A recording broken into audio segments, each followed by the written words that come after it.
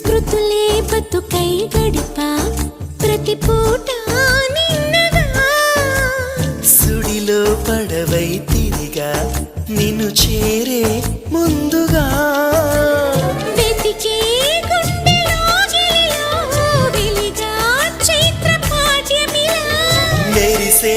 కంటి పాపలలో వెలిసా నిత్య పౌర్ణమిలా ఎందుకిలా అల్లినదో వన్నెల వెన్నెల కాంతివల ఎవరో రావాలి అనువాసనే